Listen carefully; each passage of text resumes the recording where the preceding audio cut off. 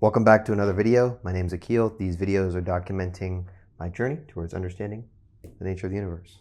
And currently we're working on expanding the scope and scale of productivity through the company of Adaro. Right now we're helping lead follow-up for businesses, basically follow up with their leads. That's kind of the rundown of what I do.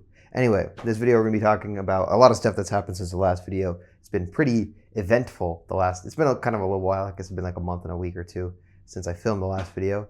And yeah, basically a couple of the things that happened. We got a second client that started paying. So we actually did a trial and it went well. And there's a second client that's paying. It's not all green pastures though. I'll kind of explain what happened there and what's going on, and maybe potentially, it is a second client for now, but we'll see how long it lasts. I got another trial, but this time it's not a med spa. It's a different type of business. We'll get into that. And we'll get into like a bunch of fixes, other stuff that I did, as well as some other random stuff that we always end the video with. So that's enough of that, and let's get on with the video. All right, so first things first, let's go back to where we were last video. And I know we were like starting the ads basically, and we were working on a few different iterations to test whether or not we could actually get consistent leads from ads. And I guess the short version is that yes, we did find a version that got us leads consistently, or is getting us leads consistently. So originally at that time, I was kind of, figuring it out, how we're going to do the paid ads. I was trying different variations. I was also dealing with a lot of Facebook annoying issues where the attribution, like I would get a lead basically, but I couldn't, because I was using dynamic text and then dynamic call to action, stuff like that. So dynamic, all that means basically is that I give like 3 or 4 different iterations, like 2 or 3 or 4 different creatives and texts to the Facebook platform, and then it'll just mix and match and then show me which one works best. But basically it mixed and matched, and then I got like 1 or 2 leads, but then it didn't show me where those leads came from and which mix and match it came from. So I was basically sat there and I just guessed at like, okay, what is actually more successful here? I don't know why that was happening, but I guess it was just glitching out. So basically in order to do that, in order to figure out like what the problem was, I actually had to literally take each ad and completely separate it. And then don't ask Facebook to mix and match it. Just separate it into separate campaigns for each one ad and one text, and that way I can clearly see, okay, which is more successful and not. After doing that, I realized I actually wasn't getting the whole separation thing happened after I started getting a couple leads. But before that, I can actually show basically the before and after. We'll do that in a minute. But basically, let me explain. So basically, I said basically like 100 times right there. But anyway, what ended up happening was I was getting traffic. I was getting people to click on the ads. But the problem was the landing page was really shit. Like terrible, I guess. So people were clicking on the ads, but they ended up thinking like it was a scam or some shit. So nobody ended up entering their information originally. And I ran a few different variations. I ran static ads. I've ran voiceover ads. In real estate, the most successful was the voiceover type of ad, where you would have like, kind of B-roll photography or video of different types of houses or in condos. And that would kind of attract the most people. In this setting, that is not working. The B-roll thing, the voiceover type thing, and the static ads are not working in this setting. So far, I've seen most success with the face to camera, where I speak to the camera like this. And then kind of explain the service. That's what I saw the most success so far, and that's actually what we've been doubling down on over the past 3-4 weeks, is just doubling down on the face-to-camera ads and making multiple variations of it. But basically, I ran multiple different types of ads. I saw that a major point, we had a decent CTR, click-through rate. At the time, with the voiceover ads, I was getting like an 8 or 10% click-through rate, which is artificially high, but that's because voiceover ads are getting a ton of leads that click on the site, I guess. But what I noticed is that nobody at all from like the hundreds of people that saw the site were turning into any like leads that they were giving me my information. So I realized, okay, something was wrong with the landing page. So I actually built 2 completely new landing pages from scratch. And right here now, I'll probably show you the before of what the first landing page looked like, and then the second landing page of what the two variations that I made right now. All right, so this is going to be the landing pages. So this is going to be the old landing page. As you can see, it has the information, right?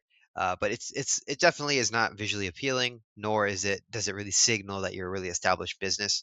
But it's pretty simple. It's just like, hey, this is the problem, this is what we do, and this is our offer, and then just the contact form. Whereas, so obviously this got clicks, but nobody would ever actually come on here and then enter in the information. Compare that to, so I then made two other landing pages. This was the better performing landing page of the two new landing pages.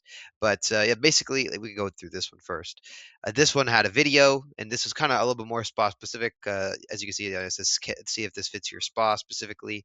And then it also, kind of has just like the in general information about like, what happens when follow-up is not structured. And it also specifically says patients and, has graphics, all of that information. And this one performed less. It didn't perform nearly. It didn't get any leads compared to this one. This is the highest performing best landing page so far. And yeah, this one is pretty simple. It's just, straight the headline. You don't have a lead problem, you have a follow-up problem. It's got obviously the call to action right here. See if this fits. This also says spa, but I guess it's not as obvious. It's slightly more generic because it doesn't talk about like patients. It's slightly more less generic, slightly more generic compared to this landing page.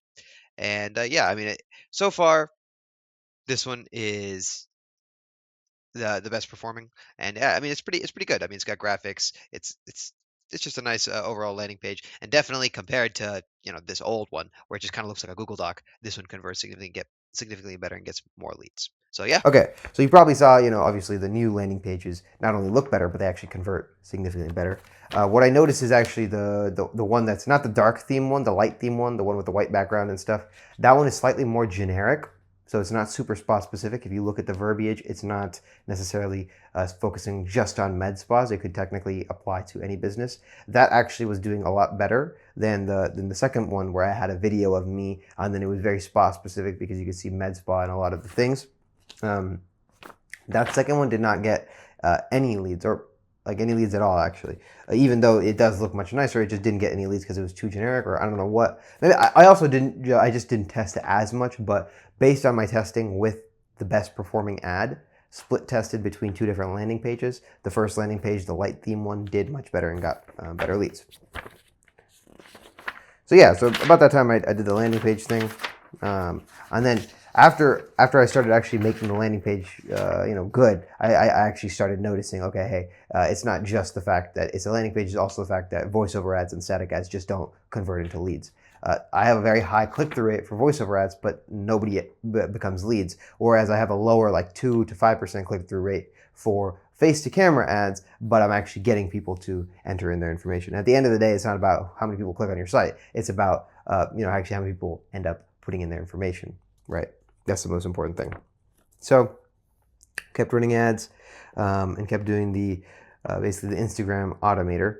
And then basically what ended up happening is I got an interested lead basically, and I realized I had a major problem, and that was that basically I only had one backup account, and that one backup account was another backup account that I used for another trial. So I had to convert that. I had to delete all the data on that trial account and then turn it back into a normal backup account.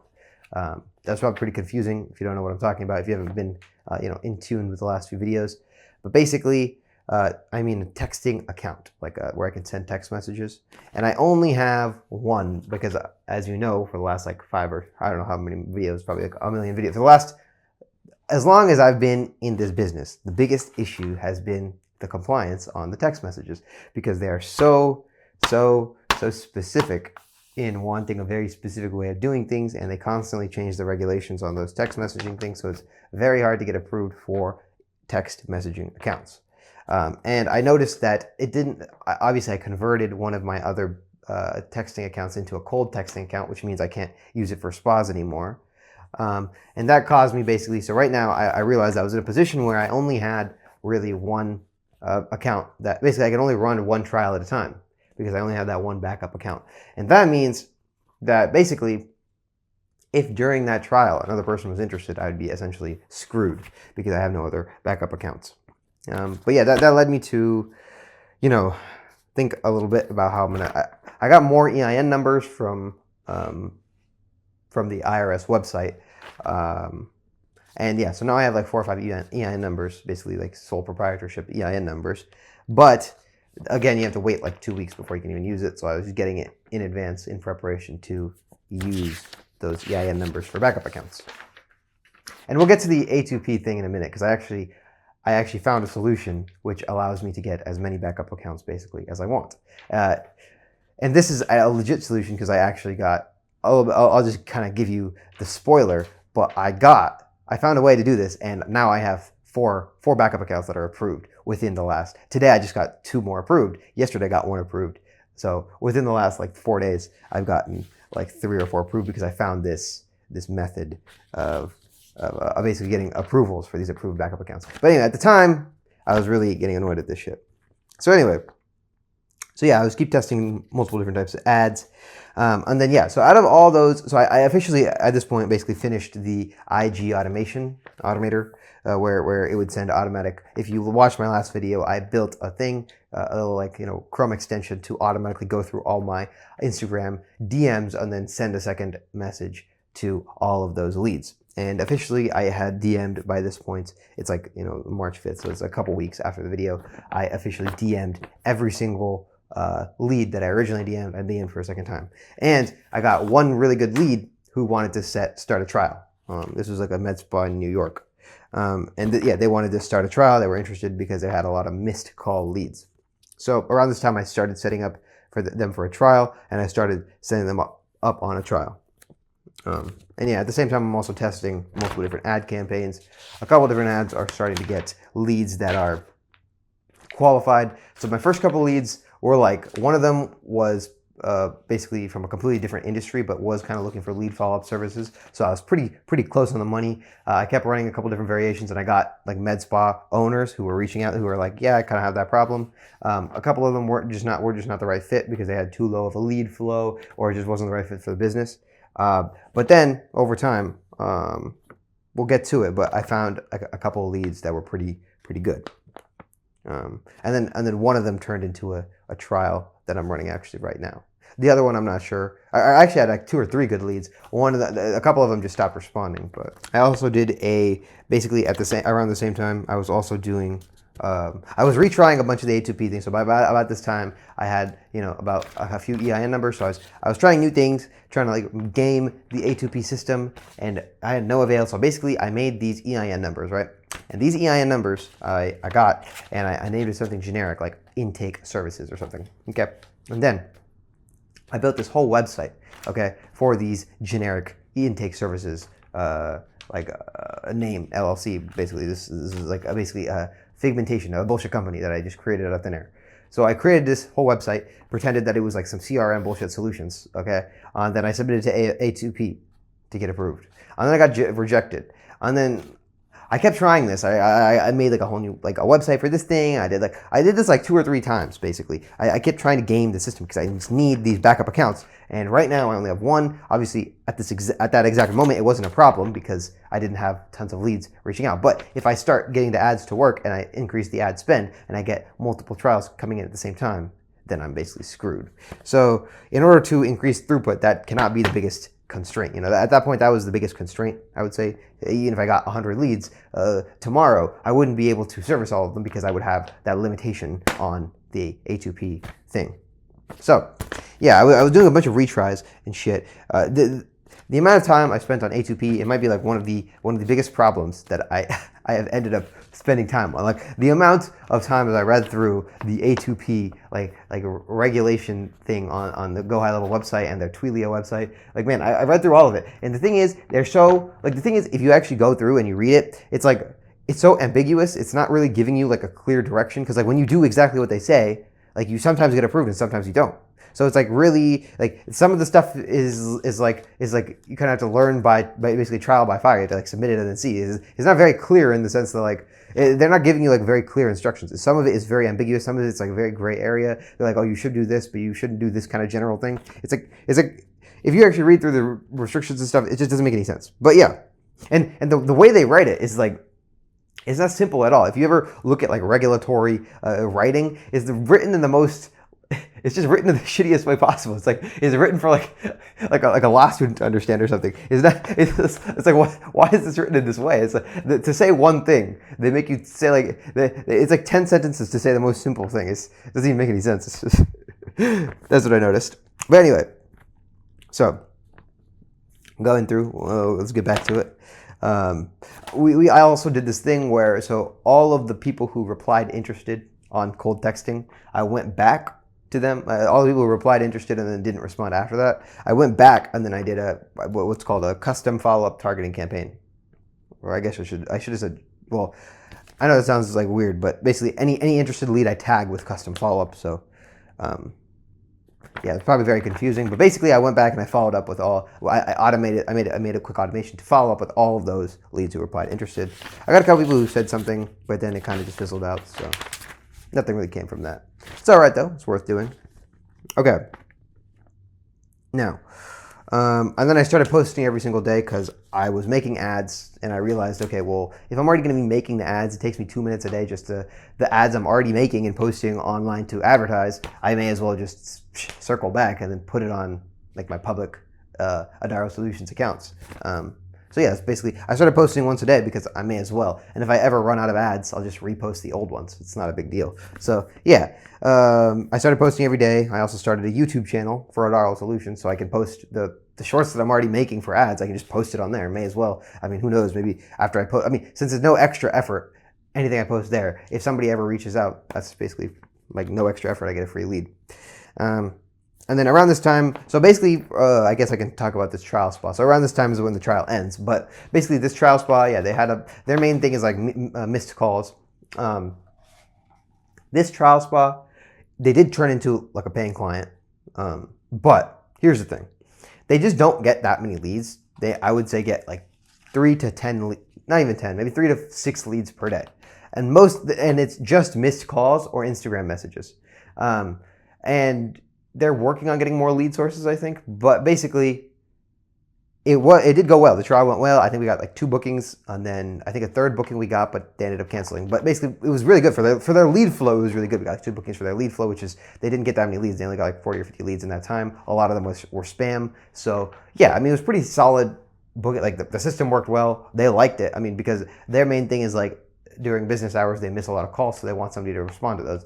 So that it kind of works for us to do it. But my thing is like long term, obviously. So for this client, I originally said $9.95 every 4 weeks, and they said, and they were kind of deciding on it. They're like they're not sure, and I said if you guys are willing to do it, we can do for the first 2 months. We'll do $7.50, and they said okay to that. So basically, it does prove my. Remember, if we go back like I don't know, like 2 or 3 videos ago, I said there were like 2 or 3 main things that we needed to prove. One was that somebody would pay $500 or somebody would pay at all for the service, which that lady has been paying for the last 6 months. So that is officially milestone complete. And then the next one was that if somebody would pay $750 or $9.95, and officially that milestone is also complete because somebody just paid $750 to $9.95.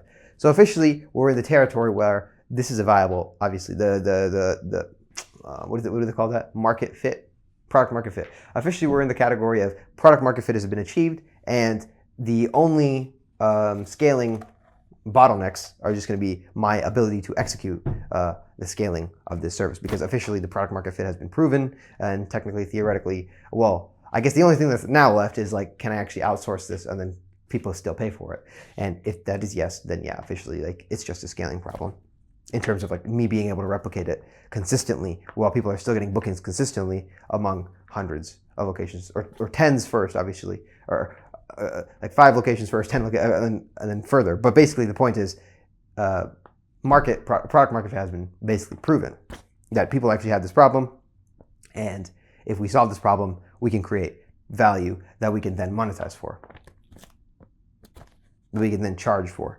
Okay, anyway, now that that's been proven, basically, yada yada, now we can actually go from there. Anyway, point is that trial spa ended up converting into a paying client. I'm not sure how long they'll last as a paying client or if they'll cancel, because again, when you only get like maybe like 20 leads or 30 leads or 40 leads per week, in that range, and a lot of them are spam, you may not get bookings every week, so it may feel like the service is not worth it to you, but you're just simply not getting enough leads. I specifically told them again, like, hey, if you guys increase the lead flow, we're not going to raise the price or anything. We'd love for you to get more leads, stuff like that, so we can book you more people. Because at the end of the day, I want to provide as much value as possible. If we're just not getting leads, there's not much I can do. I can only do so much with the leads that are provided. If you only give me 2 leads and both of them are spam, no spam leads are going to be booking, right? So there's not much I can do with that.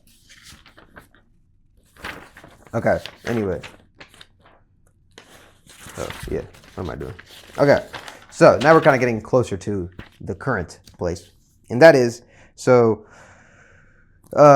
basically, like last week, like Friday of last week, the guy, one of the guys, I was actually at the gym, but somebody responded to my ad, so I paused whatever I was doing and immediately called him. This guy was really interested in the service. This guy has a scooter dealership. So like scooters in a sense, not like the scooters like kids ride. I mean like mopeds, like motorcycles and scooters, like that kind of like motor scooters. So he has like a scooter motorcycle type dealership. He also sells like ATVs, like a motorsports dealership. He has a motorsports dealership where they sell like dirt bikes, stuff like that, ATVs, scooters, stuff like that. And he has a ton of leads coming in. I would say, from what I know now, it's about 30 to 40 leads per day. Most of them are DMs coming in per day. And basically, these leads are DMing for very simple questions like, well, do you offer financing? Do this, do that. And basically, a lot of the leads that they're getting, because they're so busy with people coming in and out, like into the dealership, stuff like that, and working on like stuff at the dealership. A lot of these leads are just getting missed, or they're getting one reply and then never getting talked to again. So they really need somebody to kind of help follow up with their leads. Okay, yeah. So basically, yeah, this specific client, yes, they have like a ton of leads coming in, a lot of getting missed. But basically, their main thing is in a spa, the goal is just to book a consultation. In a dealership, obviously, most of these leads are they're not gonna be doing like a consultation, for example. The end goal of a dealership is, of course, to sell the vehicle that their vehicles. And so the main thing is the goal is to try to get people to tell you a time or just come to the dealership or reach out to a salesperson and kind of have a conversation so that they can come to the dealership and buy a scooter, which is fundamentally obviously different from a spa. So it's slightly different, and I did have to tailor the messaging differently. I'm really glad. So basically, it is almost exactly the same in terms of like the way I did it, the way the approach is.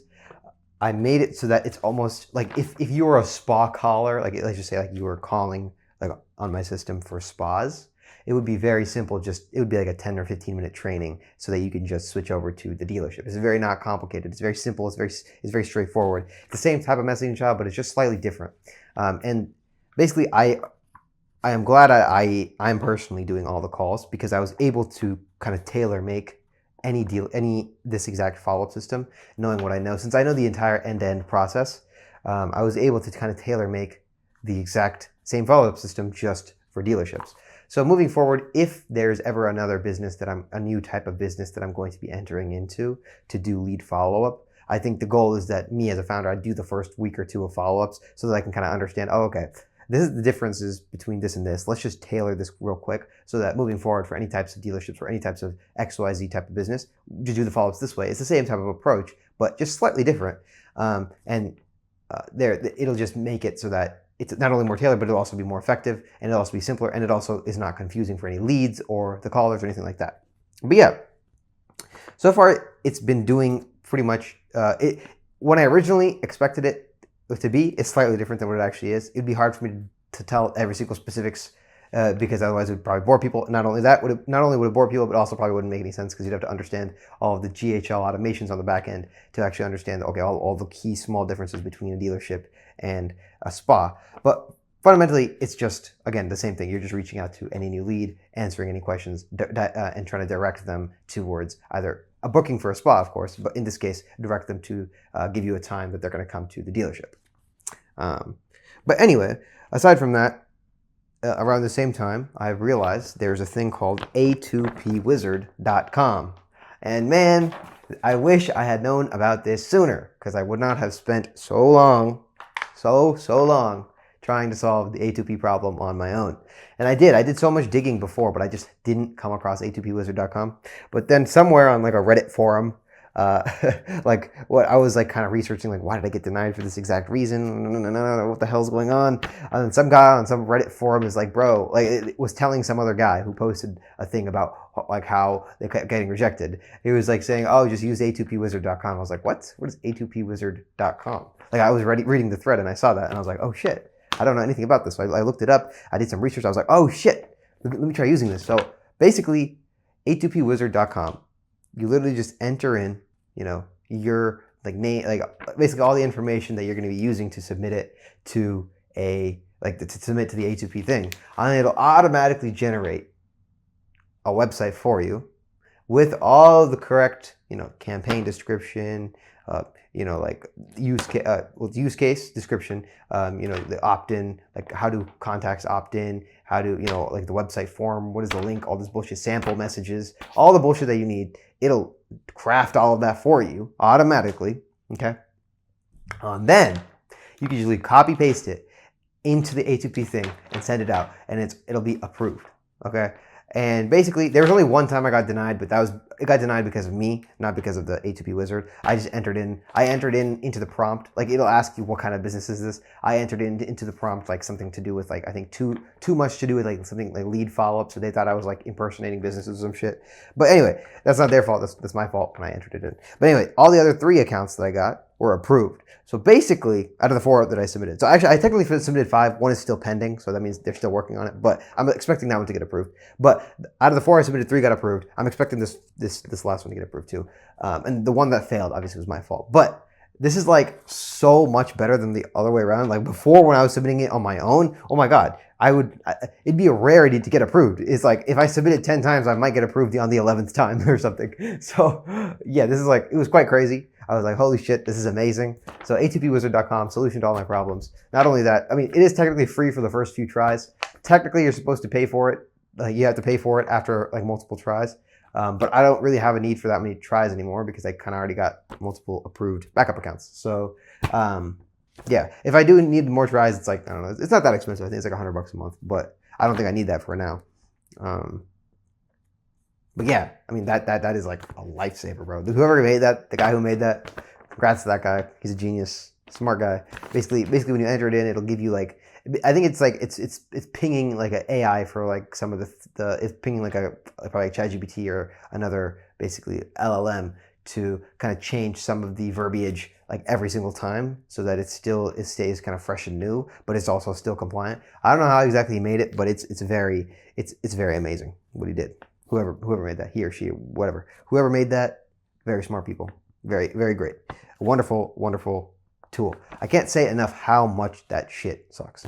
But anyway, like the A2P shit and how much this is a lifesaver.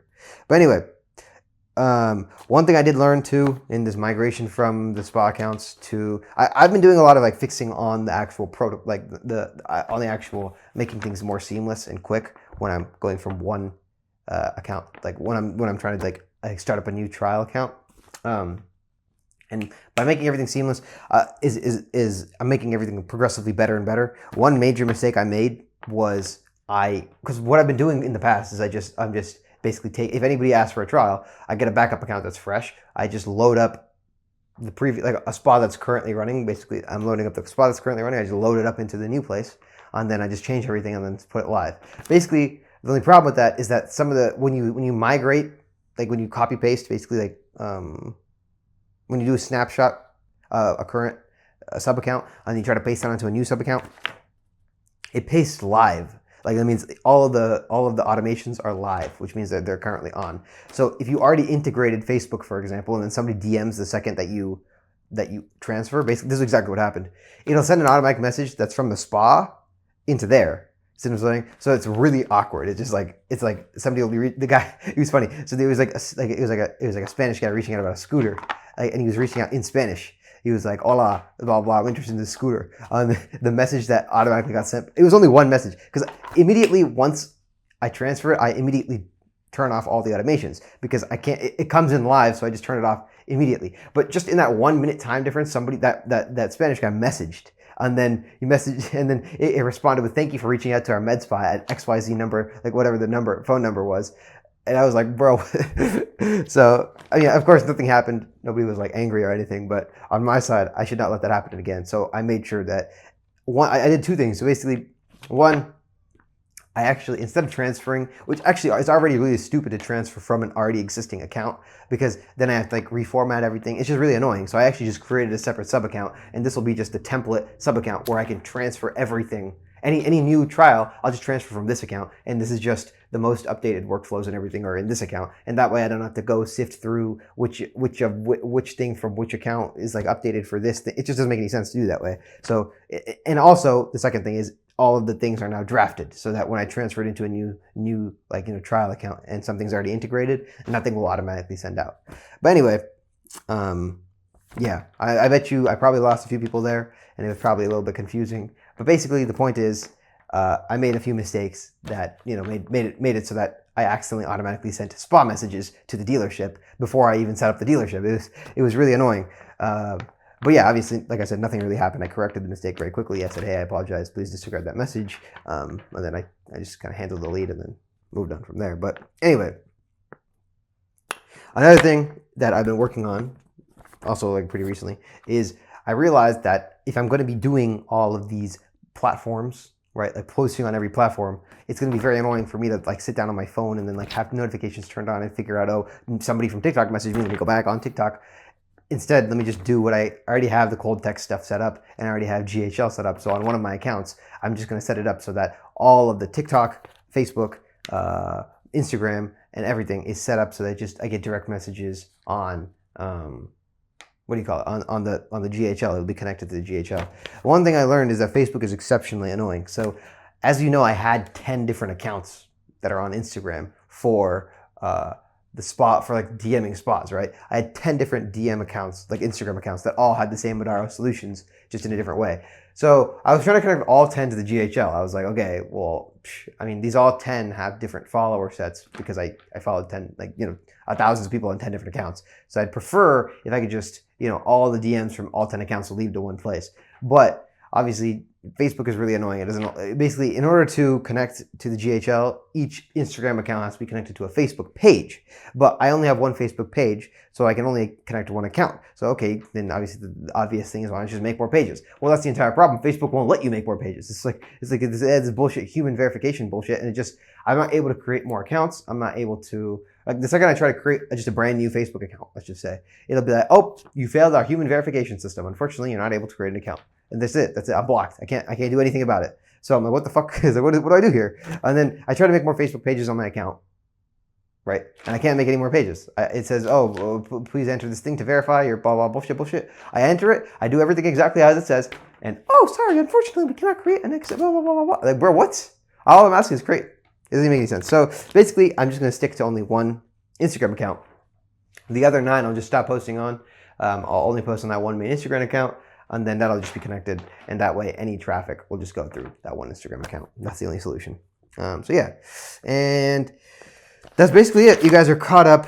That's basically it in terms of like catching up. Obviously, I have other shit to talk about, but yeah, that's basically everything that's happened in the last about a month and a couple weeks. So we went from not really sure and it taking forever to kind of having a couple clients potentially, and maybe the deal. If I'm not sure if the dealership guy will end up paying for what do you call it, the full service. If he were to pay, I probably would say that the price might be like $1,250 or $1,500 because he gets significantly more lead volume. Obviously, if $995 is like 50 to 60, maybe up to like 75 leads per week, and this guy gets like 40 to 50 leads per day, it only makes sense that obviously that the price would be higher. So yeah, I mean, I think it's reasonable to assume that he'd pay $1,250 to $1,500. I'm not sure. I'll kind of think it over. Maybe ideally in the future that would be like that amount of lead volume might be like 2,000. But right now, I mean, I don't have like a big brand. I don't have everything that's like super standardized. So I mean, we could kind of slowly, gradually raise the price over time. Is what I was thinking.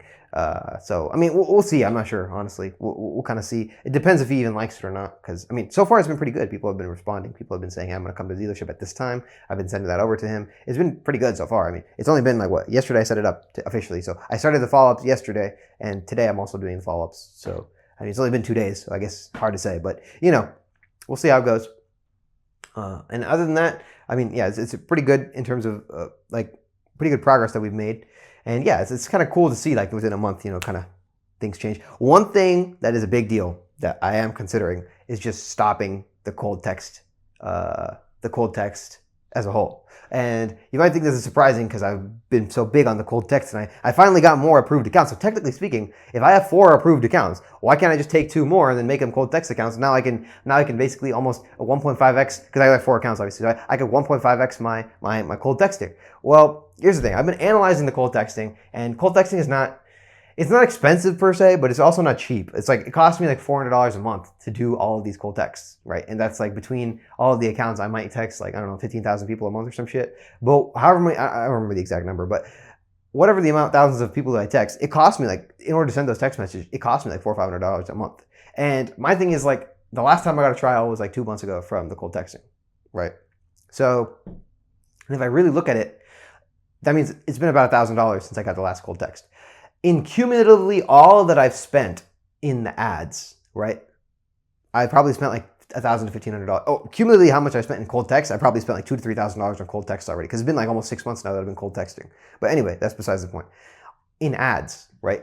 I've spent probably about $1,500 on ads, right? And I got a guy who's already in a trial, and I got a bunch of really qualified leads, right? And that might sound like, oh, they're almost the same, but it's not, because the people that I actually got, like the first almost $1,000 was me just testing stuff. So the last $500 is really all you can actually count. So the last $500 I got, 1 or 2 good leads. That's pretty solid.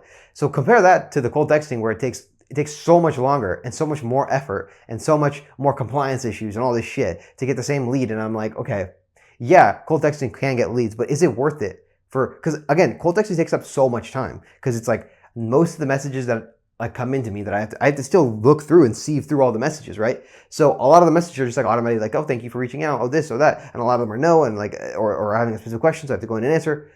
But inbound leads are very simple. I just kind of immediately, as they respond to the ad, I just give them a call, and I can kind of just immediately kind of get into the conversation. Whereas cold texting, you have to like text back and forth, sieve through a lot of leads, follow up over multiple days, and then finally you have a call, and then after the call they'll just basically go blank for a while, and then you'll finally call them again and they'll pick up, and then it's just like the whole situation with cold texting is just not really ideal compared to the inbound leads. Like my thought process is, if I wind down the cold texting and I spend $0 on cold texting, I took all that money and I just spent the next, like if I spent $500 on ads instead, would I likely get better quality leads or more leads? And the answer is most likely yes.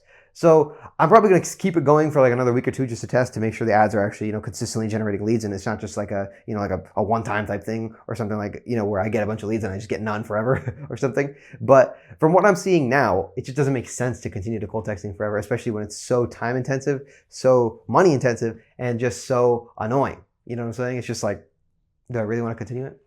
Yeah. So that's something that I'm really considering right now. And yeah, that's basically it. So let's get on to the next topic. All right, so next topic, we're going to talk about a lesson from, I guess it's a lesson. This happened kind of a little while ago, but the lesson is long-term mindset, okay? Thinking in the correct time horizon. So, like, if you go by, okay, so this all started like 3 years ago, okay? So in LA, if you go to like the Valley, if you go to the Valley area, right in front of like, basically there'll be like, they have like, what's called a dedicated bus lane, right? And it's literally like a separate bus lane. It's almost like a train area. It is totally separate from what do you call it? Like totally separate from the road. It's like a totally separate area. And this is pretty common in like certain parts of the Valley, near Northridge, what do you call it? The CSUN or whatever. Like California, or what, I forgot the fucking name of it. The college, like the college that's in Cal State University of Northridge or some shit. Whatever, the university in Northridge area. They have this like dedicated bus lane. Okay. And in LA, you're probably like, what the hell, why are you talking about this? But this is funny, okay? So, and basically in all of the intersections with this bus lane, they have the most sensitive, like, it's like so sensitive, it's impossible. I don't even know how to describe this thing. Okay, this is the most sensitive, like line tracker. Like you cross the intersection by like a quarter of an inch, and boom, they take a photo of your license plate and they're sending you a $500 ticket. Okay, so it's really annoying when you're coming to a stop, right? And you literally miss it by like, if you accidentally miss it by like 4 or 5 inches, like you stop, like for example, it's a no turn on red. Okay, you already know, like usually when it's a red light and you go for a turn, okay, you obviously stop, and then you come to a complete stop, but you're not going to come to a complete stop before the line. You're going to be coming to a complete stop after the line normally, because you're going to be looking over here to see, okay, should I turn right? Like, is there any cars coming or what?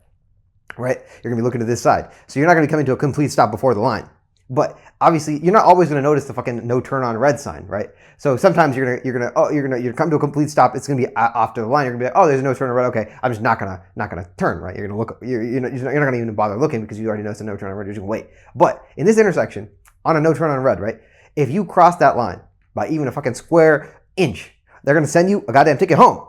So this happened to me 2 times, bro. 2 times. I got a $500. It's $500, bro. It's not even like a $50 like, hey, dude, please fix that next time. It's $500 for this ticket. Like, bro, that's how much I spend in ads. That's like 10 days worth of ads, bro. What? Like this is insane. Okay, so this is like insane. So this happened 2 times, bro. This happened 2 times to me. I was so mad. Okay, so what did I do?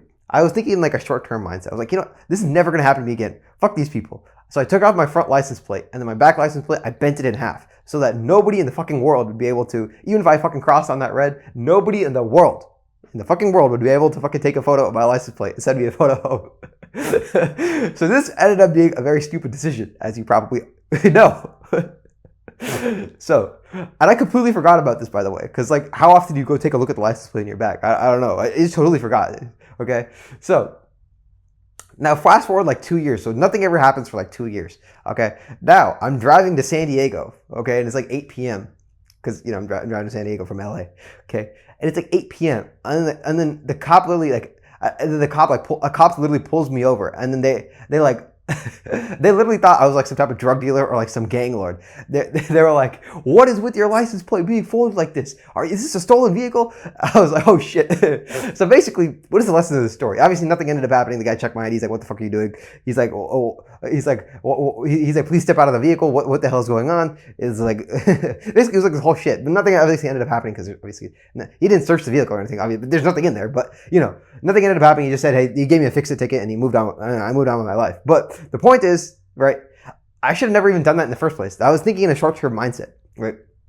The correct thing to do would just be to obviously remember, hey, you know, this specific type of intersection, just be careful. I think it was like Nordhoff and I forgot, I think Van Nuys Boulevard or some shit. I forgot the exact street. But anyway, that specific intersections, those specific intersections, there was like a few of those intersections, obviously, because the bus lane kind of spans a while. But those specific intersections, be very careful on the no turn on reds. Don't do anything stupid. Obviously, I made the wrong decision. But the point is, okay, you have to factor in risk into your decisions, right? I was factoring in the risk of, you know, having to spend money, but I wasn't factoring in the fact that if a cop pulls me over, then it's going to be it's going to waste like an hour of my time. That guy pulled me over, and it took what would have been an 8 p.m. no traffic drive to San Diego ended up basically being a 3-hour long drive, because it normally takes about like 2 hours with no traffic to drive from LA to San Diego. But in this case, it literally took like an extra hour because I was sitting there waiting for this cop dude, and he was like sitting down and was like thing. I don't know what the fuck he was doing, but you know, he was sitting down. He made it take as long as possible. God knows why. But yeah, it wasted basically an hour because obviously you're going highway speed, you had to pull over, you know, to go to this bullshit thing, and he's waiting and all this shit. And then, not to mention, he gave me a fix-it ticket. This fix-it ticket bullshit. You have to go, you know, you had to find like a fucking police station, and the police station was closed that day, so I had to find another police station, and then to show that I fixed it. And then, you know, this whole like bullshit thing. Like I wasted like how many hours of my life was wasted on this shit because I just didn't. I was thinking pretty stupid. I was thinking in a short-term dumb shit mindset. Anyway.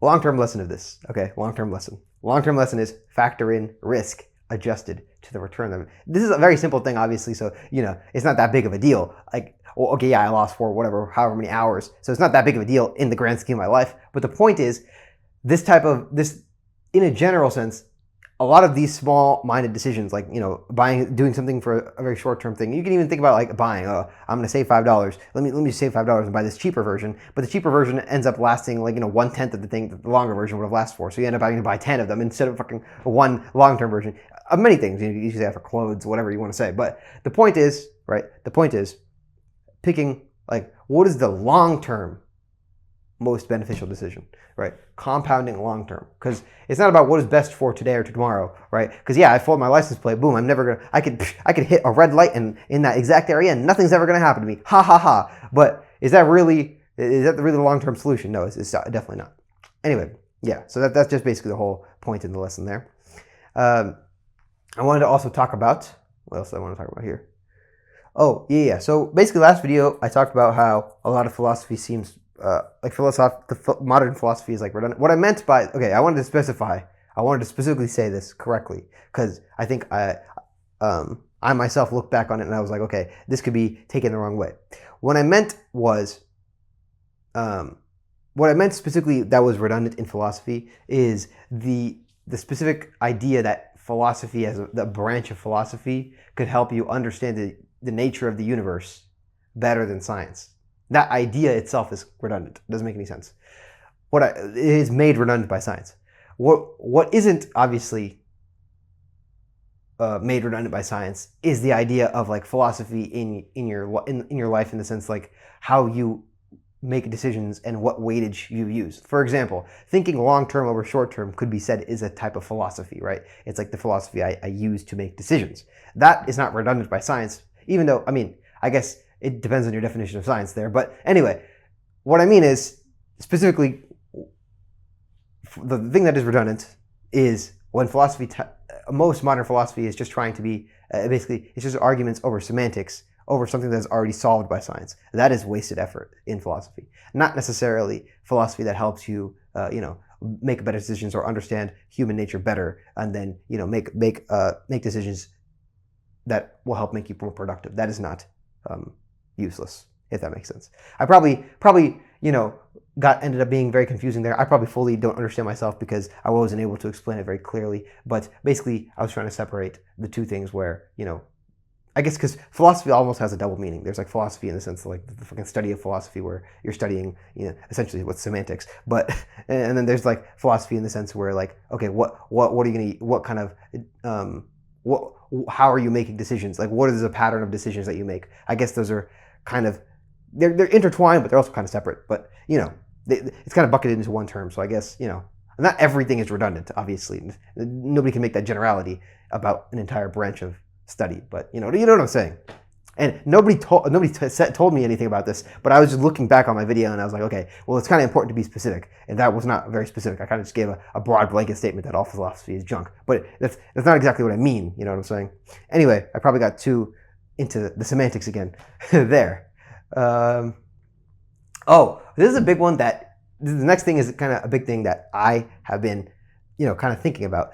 So every time, every time I ended up working less for like a single day or like a single, couple, like if I feel like I did something that wasn't work for a couple hour stretch that I should have been working, I kind of get upset. Like I was like, shit, I should have been working right there. Well, why was I playing games? Or why was I doing this? Or why was I doing that? But then I realized something, okay? Is it really like, okay, is it like, what is humans, like what is this thing that distinguishes humans from like a computer or anything like that is not necessarily how much net volume of work that we can do. It's rather what we can actually work on specifically, right? For example, I could sit down and dig 100 holes every single day from morning to night. That doesn't necessarily mean it's the most productive thing I can do. It is technically working every single hour of every single day, but that does not mean it's productive. In the same way, if you end up taking 2 or 3 hours a day as a break or whatever, like just chilling or relaxing, whatever it is, and you end up in that time, using that time to end up, and that relaxation allows you to make better decisions on what to work on, it is much more productive than just working those extra hours. Because what I noticed is, like, sometimes if you work those extra hours on something that is just not useful, like for example, if I make more of the wrong type of post or wrong type of ad, because I noticed that at one point I was thinking like, man, I wasted 2 or 3 hours. I could have made more ads. But 2 days later, after I posted the ads that I already made from that day, instead of making like 10 ads, I only made 3. I realized that entire variety of ads was completely not the right one. So in a general sense, if I had made 6 extra ads, would it have been useful in any meaningful way? No, because I would have deleted all of them anyway, because I realized that entire category of ads is just not going to function. So in the same sense, is it actually value added? I feel like in society too, people overvalue the idea that, that person can work 10 or 12 or 13 or 18 hours a day. But is that really valuable though? Like what is actually valuable? Obviously you do have to work hard. I'm not saying that. I'm saying what matters is focused effort on things that give you leverage. It is choosing the right lever over necessarily just working more hours, right? It's like you can just work more hours infinitely. A computer could do that too, but what is the use case? Why is a computer not, expanding the scope and scale? Well, computers are a lever, but what I'm saying is a computer is not the same as a human in the sense that a computer is not going to go start a fucking a new company or something. That's not how it works. So the point is, what are you going to work on, and how can you actually use your time to work on the thing that actually is limiting you the most, right? Is picking the thing that is most limiting the factor. For example, another good example is like, no matter how many times I probably used this example before, but no matter how much work you do to a cannon, the cannon is not magically going to transform into a guided missile. That's just not how it works. You know what I'm saying? It's like, no matter how many times you sit there and you shine that cannon, it is not magically going to turn into a guided missile. Those are two fundamentally different things, right? So in the same way, I'm not saying you shouldn't. I mean, obviously, that goes without saying. I'm not saying that work doesn't matter. I'm saying that there's depreciating returns to working like between 10 and 12 hours per day. I'm not saying, like, obviously, at times it's going to be required to work that way, but every single day, like between 10 and 12 hours per day, is it really, how much extra work are you actually getting out? If you look at the output, you may actually be having depreciating returns or negative returns because you worked those extra 2 hours, but in those extra 2 hours, if you hadn't worked, maybe you would have thought of a way to actually do it more efficiently to where you would save hundreds of hours of work in the future, right? In the same way that when I was doing my scrubbing, like my getting data for real estate, if I had known what I had known now, I would have been able to do years worth of work in the matter of months. I would have been able to reach out to thousands of people instead of like the tens or hundreds that I was reaching out to. So that's kind of the main thing that I was trying to say there. I hope that kind of made sense. All right, so one last topic. So this is something I want to mention that I noticed. I probably have mentioned this in the past, or probably talked about this in the past. I don't remember. I like talking about it. So one thing I noticed is that a lot of the major economic opportunities in any time period have always been in like the frontier, right? Like unexplored domains or new technology, stuff like that. Because if you go back to, like, let's just say even like 1600s, 1700s, stuff like that, a lot of time, like in Europe at the time, if you were like a peasant or somebody who's not a really rich person already in like United Kingdom, for example, or any of the major European countries, you were basically stuck at that level for the rest of your life, unless, which is why immigration to America at the time, like the American colony, when they were actually technically they weren't even America at the time. Obviously, it was under like a British colonies, and I guess Spain too, and if you go south. But anyway, that's not the point about who fucking owned what. It's not a historical analysis. The point is, at the time, the biggest, people would risk life and limb for the economic opportunity of going to the new world and settling down and then having land for themselves, right? That was a bigger, like a huge percent, like 50% or whatever, I don't even know the number, but a huge percent of people would die on the way or because of the harsh conditions at the actual, the new settlements. But it was worth that risk because the ideal payoff of being in the new frontier was you'd be able to actually have land, whereas in Europe there was no chance that even if you worked for the rest of your life that you'd be able to own land and be successful. I would say not the same way, but in a similar way, if you try to go into like an entrenched or already big incumbent industry, like for example, when I was in real estate, it is exceptionally hard to actually make a mark and do anything meaningful because there's already so much regulation. One, two, people already, it's already established. It's a very established thing. There's not much that's going on. The new innovation. There's nothing really. There's no emerging market where you can really take advantage of something that's new and then really expand it, make it better, improve it. There's not really much of that in entrenched industry. Like, how are you really going to improve real estate in any meaningful way in order to get large amounts of gain? Like, as a single agent, there's not much you can do as a small player. Yeah, maybe a huge agent can change the way things are done, but not really. Like, even then, like, how much can a big giant steel mill really change about the steel industry? I mean, yeah, they can maybe find a more efficient way to make steel, but really, at the end of the day, steel is steel. You're not gonna really do as much. Like, you can make innovations, but it's not like, for example, like an emerging market, like, what I'm doing right now, or something like, going to space or whatever it is. Those are emerging markets. Those are not really fully, there's a lot more opportunity there. Same with AI or any tech. That's why tech is so big. The entirety of Amazon, Facebook, Google, this is like the last 20, 30 years. This is all emergent. None of this, if Google was in steel, it would have never happened. There would be no Google, right? So the point is, a lot of the what do you call it? A lot of the major opportunities in anything are not going to be in existing industries. They are always going to be in things that are not fully figured out yet. And so that is also kind of like a lesson to me that if I ever want to do something meaningful, I cannot be trying to do something on an existing or already flushed out path. Like, you are never going to be able to be exceptional on a path that's already laid out. Fundamentally, it's never going to happen.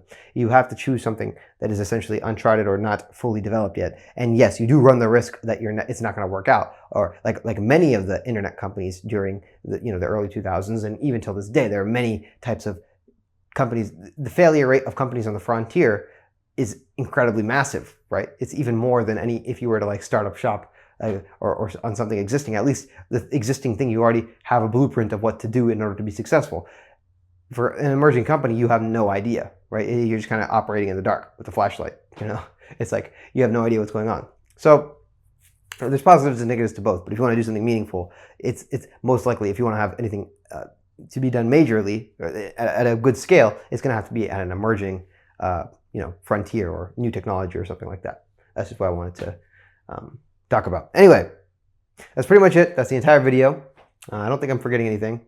For the next few weeks, my main thing is hopefully we can get this dealership into being a paid client. Hopefully. I mean, we'll see. I mean, hopefully I can deliver enough value to where they like it. And if so, then I think I'm ready to officially start the hiring process again, and then I'll start offloading some of this work to a virtual assistant. And at that point, I need to figure out how to be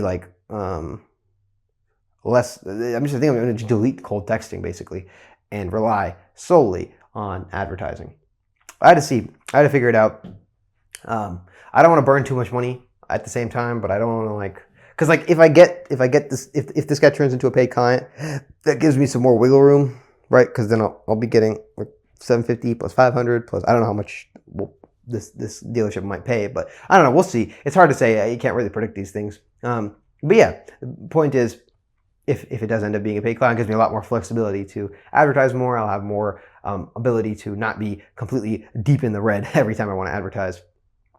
And yeah, if I can offload the task, that'll be super helpful. That would mean I could mainly just focus on getting more leads. And in that case, maybe I don't even need to technically stop the cold texting. Or maybe I would still stop it, but I'd just scale the ad spend probably. I don't know. I'd figure it out. But the goal would just be to get more leads, get more people to sign up for a trial, onboard more people, and then kind of do the follow-ups myself for obviously the free trial stuff. And then anything that becomes a paid client, I'd offload to a caller, basically. So yeah, that would kind of be the strategy. But either way, even if the worst case scenario happens and everybody cancels tomorrow, at least I have a good idea of how to get approved very quickly with A2P Blizzard. Source for new leads, definitely advertising could work. Very clean and smooth onboarding process. A very clean and smooth trial process. I know the system works very well.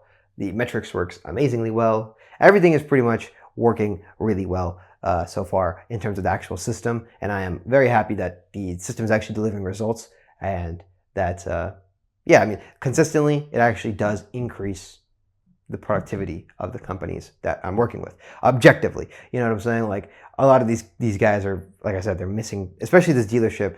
Like, when I'm going through going through the messages, they're missing a ton of leads. A ton of leads aren't getting called or messaged or responded to, and I feel like a lot of these leads could easily become buyers, but they just never get that question answered, so they end up seeing something else or just never end up buying, or whatever the situation is, and it's just essentially lost revenue because they're already paying for the ads, right? They're already paying for the ads, all of this stuff. It's just nobody's following up, right? So yeah, it is what it is. I think it's the system really does work. So we'll see. We'll see what happens. Looking forward to that, and yeah.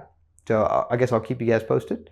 And let's go. Let's do it. Let's get as many clients as possible. That's the goal, right? Ideally, we have more clients by the end of the year than what we started with at the start of the year. That's the goal. But anyway, yeah, that's the end of the video. We went over a bunch of different topics. Did I talk about that already?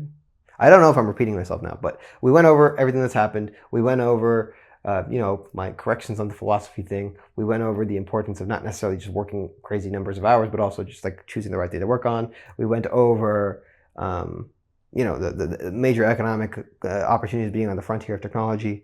And yeah, we went over what I want to do, the next few weeks. So yeah, that's it. That's the video. And yeah, let's get to it. Find the meaning.